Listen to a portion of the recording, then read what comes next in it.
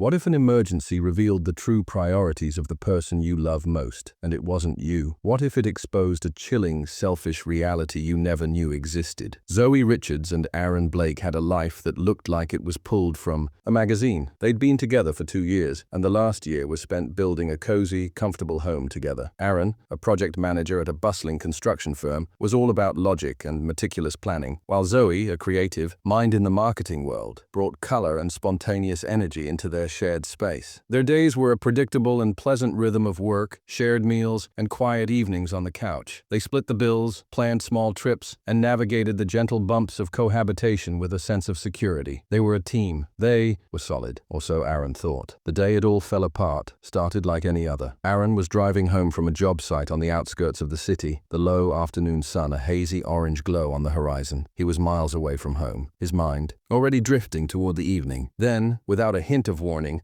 a massive lifted pickup truck swerved across the highway. Its driver apparently decided Aaron's lane looked more appealing. The screech of tires was deafening, the sudden jolt of impact a violent shudder that spun his car across 2 lanes. The world became a blur of metal, glass, and a horrifying cacophony of scraping and shattering. He came to a stop on the shoulder, his car a crumpled mess. The driver's side caved in. The adrenaline coursing through him was a cold, sharp shock. Nothing was broken, but his shoulder throbbed with a white-hot pain. He was covered in small cuts from the shattered glass, and his tongue tasted of coppery blood where he'd bitten it. As the police and EMTs arrived, a strange sense of unreality settled over him. The officer who approached, a calm and professional man named Officer Miller, was a familiar face. It was a bizarre twist of fate. Miller had grown up in Aaron's neighborhood and gone to high school with his older brother. The small world connection was strangely comforting. Miller made sure the EMTs checked him out and helped him deal with the tow truck, which was a good thing because his car was beyond repair. Aaron was banged up and far from home. He needed a ride. "You're not fit to drive even if you had a car," Miller said, his voice firm but kind. "You need someone to come get you." Aaron's first thought was Zoe. He pulled out his phone, his hands shaking slightly, and called her. No answer. He sent a text, a short, to-the-point message describing the accident and asking her to come pick him up. He waited, the throbbing in his shoulder a constant reminder of how serious the situation was. After 20 minutes, his phone buzzed. The message was from Zoe.omg. "Are you okay? I'm at lunch with Samuel right now. Can you just call an Uber or something? We haven't seen each other in forever and already ordered. Let me know when you get home safe." Aaron stared at the screen. Officer Miller stood beside him, patiently waiting for an answer. The EMT was still nearby, asking if he needed to go to the hospital, and his girlfriend of 2 years, the woman he shared a life with, was telling him that a lunch date with a friend was more important than his physical safety. The friend in question, Samuel, was just a guy from her college days. Monthly lunch date that Aaron had never worried about. But this was different. This wasn't about jealousy. This was about priorities. The text hit him like a second accident. He didn't say a word. He simply turned his phone and showed the text to Officer Miller. Miller's professional demeanor cracked for a moment. He read the words, his face a mask of disbelief. "Seriously?" he asked. Aaron just nodded, a cold, empty feeling spreading through him. In that moment, the anger hadn't set in yet. What he felt was something far more potent, a chilling clarity. He was seeing Zoe for who she really was. A quiet, calculating thought formed in his mind. If her lunch with Samuel was so important, he would make sure she knew exactly what she had chosen over him. Aaron looked at Miller. "Officer, in situations like this, do you ever have to make an official notification to a next of kin?" Miller's eyes lit up with a knowing glint. "Well, technically, we do sometimes need to make official notifications, especially if there are injuries. It's standard procedure in some cases." "Would that involve going to their location if necessary?" "Yes," Miller said, a slight, almost imperceptible smile touching his lips. "We want to make sure important information is delivered properly." Aaron gave him Zoe's phone number and the name and location of the fancy downtown restaurant she'd tagged in an Instagram story just minutes before her text. He designated her as his emergency contact and requested the official notification. Miller nodded, a silent pact of understanding passing between them. He told Aaron to wait. He'd be back in about an hour. Aaron spent that time getting his cuts cleaned by the EMT and filling out paperwork, the reality of his relationship sinking in with every passing second. The EMT kindly drove him to a nearby coffee shop to wait. An hour and a half later, Officer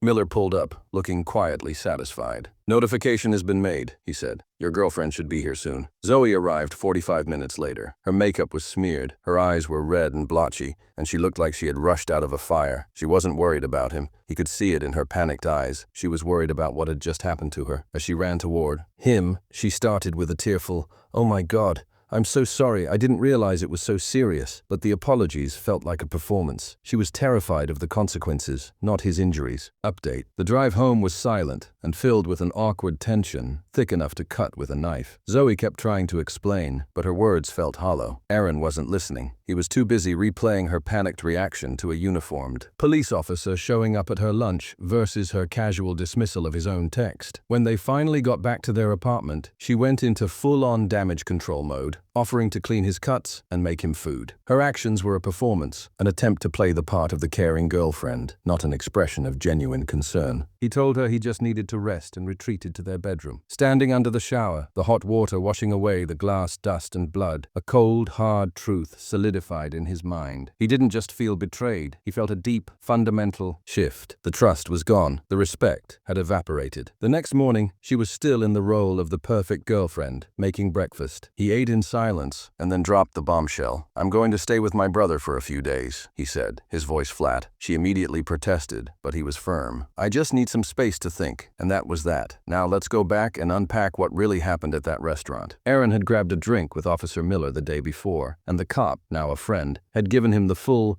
juicy details. It was even more dramatic than he had imagined. Miller, in full uniform, walked into Meridian Bistro, an upscale downtown spot where everyone was busy trying to look important. The atmosphere changed the moment he entered. He asked the hostess for Zoe, his voice authoritative. The manager walked him directly to their table, which was in the middle of the restaurant, in prime real estate, as Miller had called it. Zoe's face, Miller said, went from confused to pure, unadulterated terror in a matter of seconds. Miller introduced himself, confirmed her identity, and then, in his full official police voice, said, "Ma'am, I need to inform you that Aaron Blake has been involved in a motor vehicle accident on Interstate 75. He sustained injuries and is currently awaiting pickup by his emergency contact." The entire restaurant went quiet. Patrons stopped chewing their food. Every ear was suddenly focused on that single table. Zoe, flustered and panicked, stammered out questions about Aaron's condition. But her first real question, Miller noted, was the most telling. "Wait, why are you here? How did you find me?" Miller calmly explained that Aaron had listed her as his emergency contact and had been unavailable by phone. That's when things went from bad to worse. Jacob, who had been listening, with a look of growing discomfort, started to squirm in his seat. Zoe, in her panicked state, began explaining that she didn't realize it was serious and thought he could just get a ride. Miller let her talk for a moment before delivering the final blow. "Ma'am, your boyfriend has sustained injuries requiring medical attention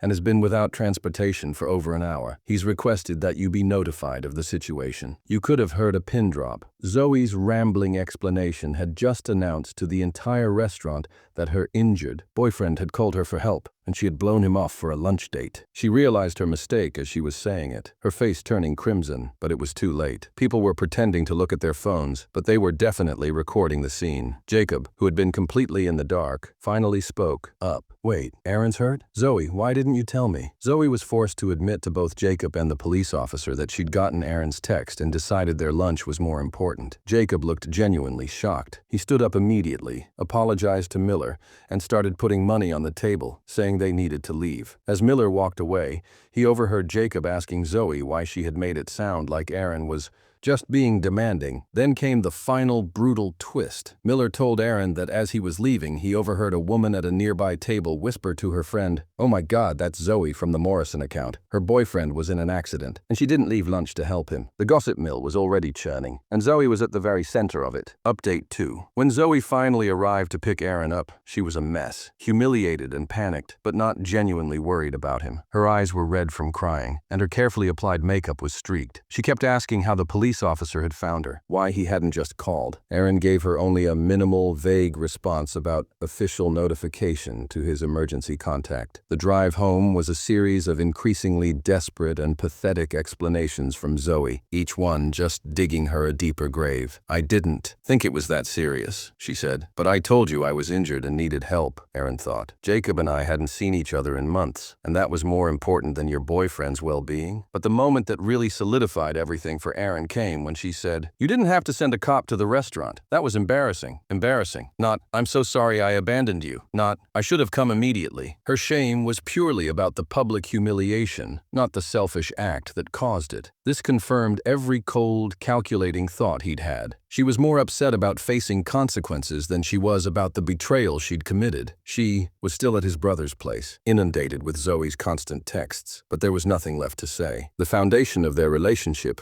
was a lie, and the accident had simply knocked it all down. The days passed, and Aaron finally felt ready to get his things and end it officially. He went back to the apartment, and as expected, Zoe was there. She immediately launched into a clearly rehearsed speech, a litany of apologies and promises to be better. But then, she said the one thing that made Aaron's blood run cold. "I think you're being unfair by judging our entire relationship based on one bad moment. People make mistakes, Aaron. I was just trying to be a good friend to Samuel." Aaron looked at her, the disbelief clear on his face. "A good friend to Samuel? What about being a good girlfriend to me?" He asked her the question she would never be able to answer honestly. "If Samuel had been in the same accident, would you have left lunch immediately to pick him up?" Zoe's face went blank. She was caught. "That's different," she stammered. "We were already together." "There's no need to finish that sentence," Aaron said, his voice quiet but firm. "I'm moving out. We're done." The tears came, the begging, the promises to go to counseling, but they meant nothing. "How can you promise not to reveal your true priorities?" She had already revealed them in a moment of crisis. The logistical details of the breakup were surprisingly simple. They were both on the lease, but she could afford to stay, and most of the furniture was hers anyway. While he packed his personal belongings, his desk, his books, his tools, Zoe tried every angle to change his mind. She went from apologizing to promising to deleting Samuel's number. Finally, she landed on anger. "You know what, Aaron? You're being dramatic about this. It was one afternoon. I apologized. You got your little revenge with the cop stunt, and now you're throwing away 2 years over nothing." Nothing. His accident was nothing to her. She was still more concerned about being embarrassed than she was about his well-being. "I didn't set you up, Zoe," he said, his voice flat. "I just made sure you got the message that your boyfriend was in an accident and needed help. The humiliation was all your own doing." As Aaron was loading the last of his belongings into his brother's truck, their elderly neighbor, Natalie Brooks, came out to help. She was a sweet, older woman who seemed to know everything about everyone. Natalie asked if everything was okay, and Aaron gave her the basic, sanitized story. Natalie just shook her head and told him something that sent a chill down his spine. Zoe had been having people over all week for support, and they were getting loud. Samuel had come by twice. Natalie also mentioned that Zoe had been telling anyone who would listen how unfairly Aaron was treating her. This gave Aaron an idea. He remembered Miller mentioning that someone from Zoe's office was at the restaurant. A few discreet inquiries confirmed it. The story of what happened at Meridian Bistro had spread throughout Zoe's workplace. It was a talking point, and not in her favor. The final conversation with Zoe happened as he was loading the last box. She came down to make one final tearful plea. "Aaron, I know I made a mistake, but you have to understand. Samuel's been going through a rough time lately. He really needed that lunch. I was trying to be there for a friend who needed me." Aaron's voice was barely a whisper. "And what about your boyfriend who needed you?" "That's different," she insisted. "I knew you'd be okay. You're strong. You can handle things. Samuel's more fragile right now." That was the truth, the final, undeniable truth. In her mind, his physical safety in an emergency was less important because she assumed he was strong enough to handle it. Her friend's emotional needs trumped her boyfriend's physical needs because he was more fragile. That isn't love. That's taking someone for granted. That's assuming they'll always be there, no matter how you treat them. Aaron didn't say another word. He just finished loading his truck and drove away, leaving her standing there, a single, solitary figure in the fading light. He's settled into his new place now. It's smaller, but it's his, and he doesn't have to wonder if the person he loves will show up when he needs them. Zoe's been sending him constant texts, but he hasn't responded. What more is there to say? He talked to Officer Miller a few days ago, and the cop shared a piece of wisdom. The lucky people are the ones who find out who they're with before they get married or have kids. Better to learn this now than in some future emergency when the stakes are even higher. He was right. Aaron had dodged a bullet, a massive, life-altering bullet. Final update, he wasn't going to post again.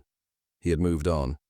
But then, a week after he went completely no contact, something happened that perfectly captured the essence of why this breakup was the right choice. He was at his new apartment, making dinner, when there was a knock at his door.